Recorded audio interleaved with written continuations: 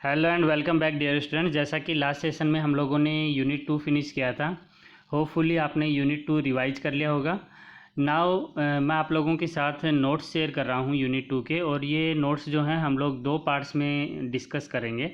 सो आज मैं part 1 upload कर रहा हूँ, और ये जो आपका इलेक्ट्रॉनिक स्प्रेडशीट जो यूनिट 2 है, इसमें इम्पोर्टेंट जो फैक्ट्स हैं उनको हम लोगों ने समराइज़ कर लिया है।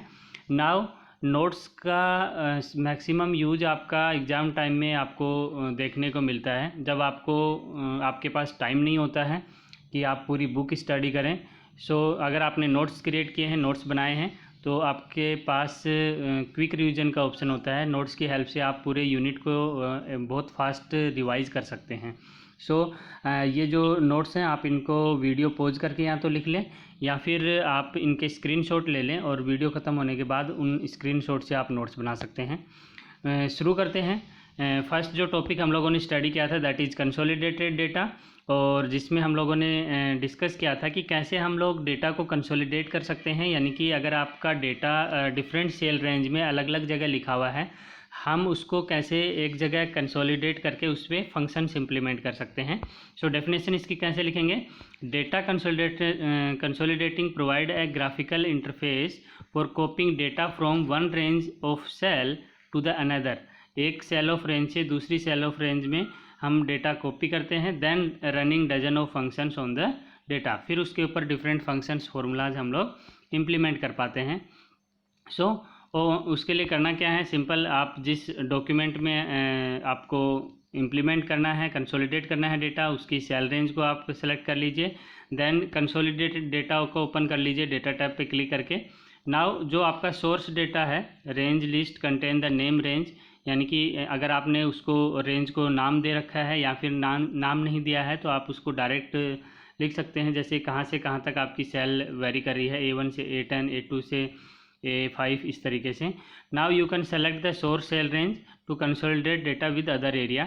आप जो जिस डेटा को आपको कंसोलिडेट करना है, ऐड करना है, उसको आप क्या कर लेंगे? सेलेक्ट कर लेंगे। नाउ क्लिक ऐड बटन, जो आपके पास डायलॉग बॉक्स होता है उसमें ऐड पे क्लिक करके आप दूसरी रेंज को सेलेक्ट कर सकते हैं। और भी आपको रेंज रिक्वायर्ड है तो दोबारा से उस ऐड बटन पे क्लिक करके आप क्या कर सकते हो? अगेन उस रेंज को जो आपको रिक्वायर्ड है उसको आप सेलेक्ट कर सकते हैं। इस तरीके से आप अपने सिलेक्शंस का जब आपके कंप्लीट हो जाते हैं, सो आपको करना क्या है? Finally specify where you want to display that data. आप उस जगह को, टारगेट रेंज को आप सेलेक्ट कर लेंगे कि जहाँ पे आपको कंसोलिडेट करना है सारे डेटा को, एंड देन आपको जो फंक्शंस उस पर इम्प्लीमेंट, बाय डिफ़ॉल्ट वहाँ पे सम फंक्शन होता है, आप उसको चेंज भी कर सकते हो। यानी कि आप उस पर डेटा पे कौन सा फंक्शन इम्प्लीमेंट करना चाहते हो वो आप कर सकते हैं।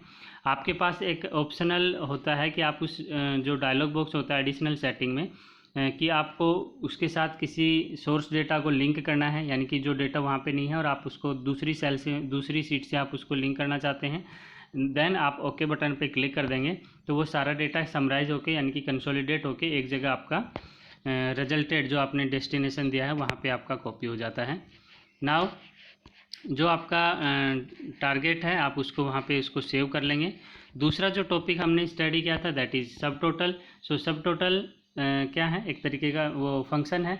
देखिए, जब भी आपको कॉलम वाइज टोटल करना है, कॉलम वाइज जैसे मैंने एग्जांपल से समझाया था कि डिफरेंट सब्जेक्ट्स के मार्क्स हैं, आपको हिंदी के मार्क्स का सम करना है, मैथ्स के मार्क्स का सम करना है सभी स्टूडेंट्स के, IT के मार्क्स का सम करना है, सोशल साइंस के मार्क्स का सम करना है। तो कॉलम वाइज जब आप टोटल करते हैं तो आप सब टोटल का फंक्शन को यूज़ कर सकते हैं। ये आपके मैथमेटिकल कैटेगरी में आता है, और आप फंक्शन विजार्ड का हेल्प से भी कर सकते हो। इंसर्ट टैब के अंदर फंक्शन का जो ऑप्शन होता है वहाँ से भी आप इसको यूज़ कर सकते हैं। और अगर ग्राफिकल यूज़र इंटरफेस एक्सेस करना है आप इसको, इनका यानी कि डायलॉग बॉक्स ओपन जो होता है उससे अगर आपको सब टोटल यूज करना है, देन डेटा टैब पे जाएंगे, सब टोटल पे क्लिक करेंगे, देन आपको ये स्टेप्स फॉलो करने हैं। करना क्या है?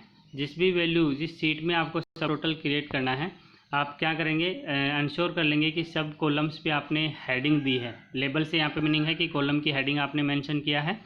Then the range of the cell, then आपको सेलेक्ट करना है कि किस पर्टिकुलर सेल, यानी मैंने कहा कि 10 स्टूडेंट्स के मार्क्स आपने एंटर कर रखे हैं सब्जेक्ट वाइज, तो ऊपर हेडिंग होगी आपकी सब्जेक्ट की यानी कि मैथमेटिक्स, और यहाँ पे 10 स्टूडेंट्स के नाम होंगे और उनके जो मार्क्स होंगे यहाँ पे, ओके, जैसे 10 है 20 है, इस तरीके से आप मार्क्स लिखेंगे। उन मार्क्स का जो आपके 10 स्टूडेंट्स हैं उन मार्क्स को आप सेलेक्ट कर लेंगे माउस की हेल्प से, और जहाँ पे नीचे आप जो नेक्स्ट कॉलम है उसमें आप सब टोटल जहाँ पे करना चाहते हैं वहाँ पे आप फॉर्मूला लगाएंगे।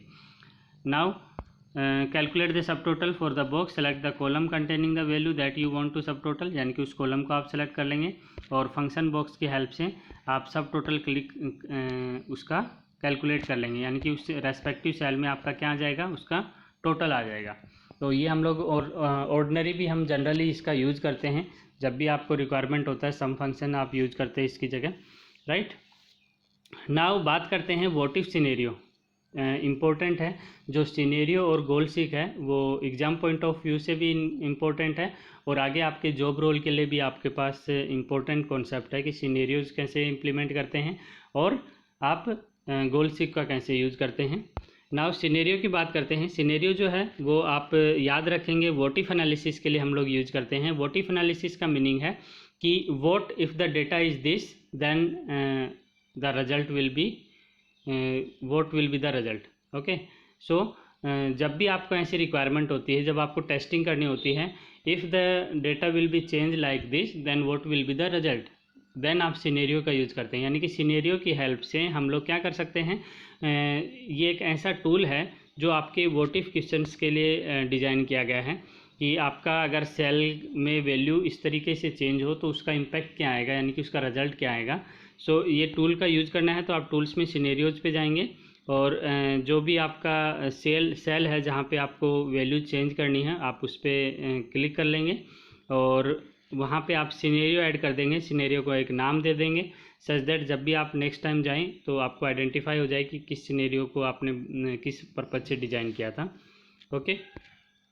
नाउ सिनेरियो क्रिएट कैसे करना है उसके स्टेप्स आपको याद रखने हैं। सिनेरियो क्रिएट करने के लिए आपको करना क्या है, select the cell contain the value that will change between scenarios, यानी कि जिस सेल की आपको वैल्यू चेंज करनी है उसके लिए आप उसको सेलेक्ट कर लेंगे।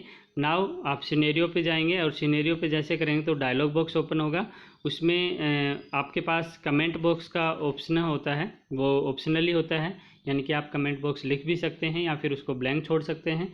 हम कमेंट बॉक्स इसलिए लिखते हैं कमेंट सच दैट जब आप उस सेल पे जाएं, माउस आपका उस सेल पे जाए तो आपको ये आइडिया हो जाए कि ये पर्टिकुलर सिनेरियो किस लिए बनाया गया था, okay. So optionally select the डिसलेक्ट options for setting section, जो आपके सेटिंग सेक्शंस हैं उनको आप अपने अकॉर्डिंग मोल्ड करते हैं, अपने अकॉर्डिंग उनकी सेटिंग करते हैं, देन ओके बटन पे क्लिक कर देते हैं तो वो सिनेरियो क्रिएट हो जाता है। तो जनरली जैसे मैंने आपको बताया था, जो आप टेबल आप बनाते हो और उस टेबल में जैसे वैल्यू आप देख रहे हो पर्टिकुलर आपका जो मैंने कहा था कि जनवरी मंथ की सेल आपने देखा कि जनवरी मंथ की सेल क्या होंगी, तो आप इस सेलेक्टेड कर लेंगे कि आपको टारगेट बता दिया आपने कि आपको प्रॉफिट क्या चाहिए, 90% चाहिए, तो उस 90% के रेस्पेक्टिव में जनवरी में आपको कितनी सेल करनी है वो आप सिनेरियो की हेल्प से चेक कर सकते हैं। यानी कि आप टारगेट आपने देख कर दिया कितना टारगेट होगा तो आपको का जो रेस्पेक्टिव सेल्स की वैल्यू क्या होनी चाहिए वो आप यहाँ पे सिनेरियो की हेल्प से चेक कर सकते हैं। सेटिंग्स में जैसे मैंने बताया था कि सेटिंग्स में आप के पास डिफरेंट ऑप्शंस जो होते हैं, जैसे प्रिवेंट चेंज का ऑप्शन होता है। अगर आप इसके चेकबॉक्स को चेक करके रखते हैं यानी कि उस पर टिक कर देते हैं, इसका मतलब है कि आपकी एडिटिंग हमेशा इस डायलॉग बॉक्स के हेल्प से ही होगी। मैनुअली अगर उसमें कोई चेंज करेगा तो वो चेंज रिफ्लेक्ट नहीं होगा। अगर डायरेक्ट आप सेल के अंदर जाके कोई वैल्यू 10 की जगह 20 कर देंगे तो वो एक बार आपको शो होगी, लेकिन जैसे ही आप डेटा दूसरी सीट के अंदर जाएंगे तो वो आपका पहले वाला ओरिजिनल डेटा ही वहाँ पे डिस्प्ले होगा, क्योंकि आपने जो चेंज करना है वो मैनुअली अब नहीं होगा, वो क्या होगा, प्रिवेंट चेंज से क्या हो गया, आपको हमेशा उस चैनल पे जाके यानी कि आप एडिटिंग सिनेरियो में जाके जब वो टूल बॉक्स ओपन होता है वहाँ से आप उसको एडिट करके ही चेंज कर सकते हैं। Now working with scenario using the navigator. देखो नेविगेटर की हेल्प से हम लोग आसान हो जाता है हमारे पास सिनेरियो पे स्विच करना।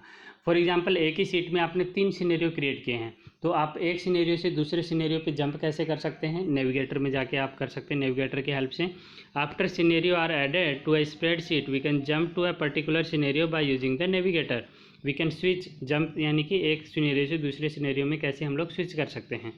ना उसके लिए करना क्या है, to select the scenario in navigator click on scenario icon in navigator. Navigator pane आपके राइट हैंड साइड में ऊपर होता है, और उसमें आप का जो सिनेरियो आइकन होता है उस पर जब आप क्लिक करेंगे तो आपके पास जो लिस्ट ओपन हो जाएगी कि आपने जो 3 सिनेरियो बना रखे हैं वो आपके नाम डिस्प्ले होंगे। नाउ डबल क्लिक करना है जिस सिनेरियो को आपको ओपन करना है, एंड टू डिलीट सिनेरियो, आपको अगर आपको किसी पर्टिकुलर सिनेरियो को डिलीट करना है तो सिंपल उस पर क्या करना है, राइट क्लिक करना है और डिलीट ऑप्शन को आपको सेलेक्ट करना है, राइट। आप एडिट भी कर सकते हैं सिनेरियो को, यानी कि उसका नाम चेंज करना है या फिर उसमें उसके कमेंट बॉक्स में वैल्यू चेंज करनी है, तो आप क्या करोगे, सिंपल उसकी सेटिंग्स में चेंज करना है। सिनेरियो को सेलेक्ट करिए, उस पर राइट क्लिक कीजिए और अब डिलीट की जगह आपको क्या सेलेक्ट करना है, आपको एडिट ऑप्शन सेलेक्ट करना है, प्रॉपर्टीज़ ऑप्शन सेलेक्ट करना है। उस प्रॉपर्टीज़ ऑप्शन पे क्लिक करने से आपके पास वो सिनेरियो के ऑप्शंस ओपन हो जाएंगे, उसमें आप चेंज कर सकते हैं। नाउ अगर आपको सिनेरियो का इफ़ेक्ट चेक करना है, ये इम्पोर्टेंट वन है, ठीक है।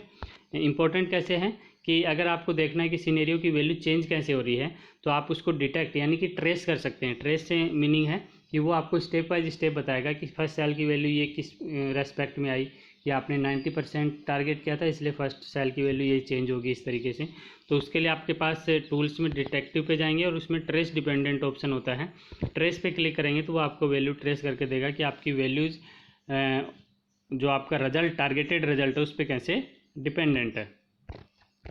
Now alternate version of formulas, आपके पास जो व्हाट इफ एनालिसिस आप कर रहे हो इसका एक अल्टरनेट वर्जन जो आपका फॉर्मूला का है वो दैट इज़ मल्टीपल ऑपरेशन। तो आप मल्टीपल ऑपरेशन की हेल्प से भी ये काम आप कर सकते हैं। एंड जो व्हाट इफ क्वेश्चन जो हम लोग कर रहे थे, सिनेरियो हेल्प कर रहे थे, वो आप यहाँ पे प्लान करते हैं मल्टीपल ऑपरेशन टूल्स की हेल्प से।